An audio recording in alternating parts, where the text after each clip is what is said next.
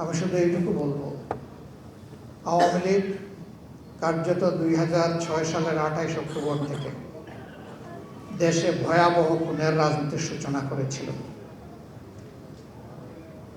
এরই ধারাবাহিকতায় 2024 সালের 5ই আগস্ট পর্যন্ত তারা তাদের হাত এই বাংলাদেশের দেশপ্রেমিক মানুষের হাতে তারা রাঙিয়েছিল রক্ত দিয়ে। তাদের শেষ পরিণতি কি হয়েছে আমাদের সবার সামনে পরিষ্কার।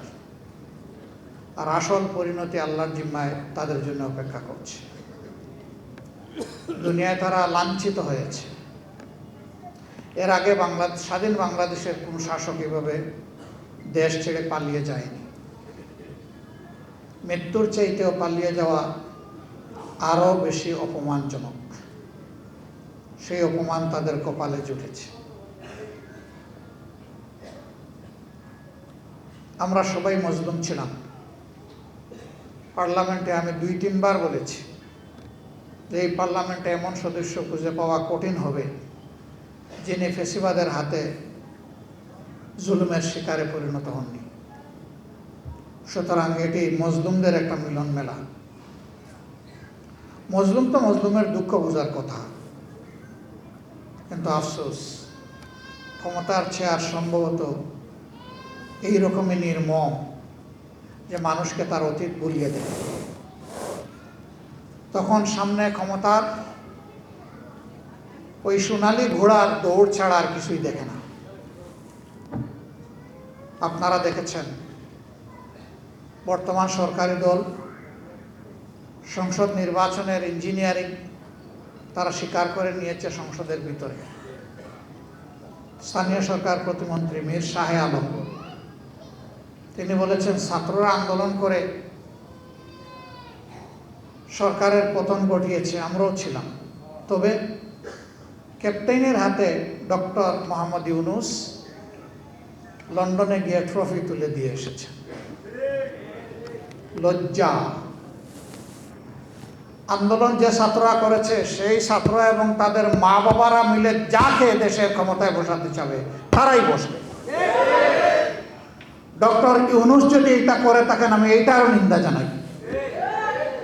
এবং এই আত্মস্বীকৃতির মধ্যে দিয়ে এটা প্রমাণিত হলো যে ইঞ্জিনিয়ারিং এর কথা নির্বাচনে উঠেছে সেটা সত্য।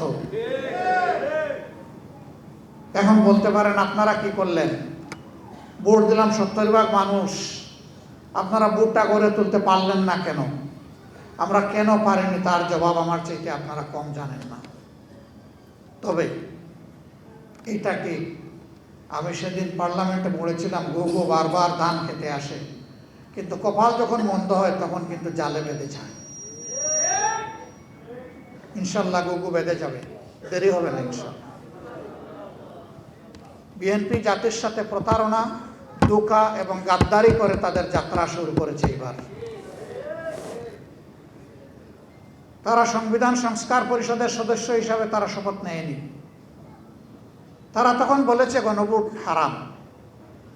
এখানেই দাঁড়িয়ে একজন বক্তা জুলাই যোদ্ধা বলেছেন বাংলাদেশের প্রথম গণভোটটাও কিন্তু সংবিধানে ছিল না। একজন সামরিক ব্যক্তি তিনি বেসামরিক প্রেসিডেন্ট হওয়ার জন্য সেই গণভোট দিয়েছিলেন। বিএনপি গর্ব করে বলে 71 তাদের, 90 তাদের, 24 তাদের, সব কিছু তাদের, আর কারো কিছু নেই। 71 তো বিএনপির জন্মই হয়নি। 71 তাদের হয় কিভাবে? এখন যদি বলে যে 71-এ শহীদ প্রেসিডেন্ট জিয়াউর রহমান স্বাধীনতার ঘোষণা দিয়েছেন এবং যুদ্ধ করেছেন, সেই কারণে হ্যাঁ ঘোষণা উনি দিয়েছেন, প্রথমবার নিজের পক্ষ থেকে, দ্বিতীয়বার আরেকজনের পক্ষ থেকে। আর যুদ্ধ উনি করেছেন আমরা অবশ্যই সম্মান করি, কিন্তু এককভাবে যদি একক ক্রেডিট এক ব্যক্তিকে সব কিছু দেওয়া হয় তাহলে বাকি যোদ্ধাদের পজিশন কোথায় থাকে? এইটাও যুদ্ধকে কুক্ষিগত করার আগের আমলে যারা ছিল ফেসিবাদী আমলে তারাও এইভাবে করেছে। এবং তারা করতে গিয়ে লজ্জাজনকভাবে জিয়াউর রহমান সাহেবকে পাকিস্তানের দালাল, চোর কোনো কিছু বলতেই বাদ দেয় নাই। আমরা ওই রাজনীতি আর দেখতে চাই না।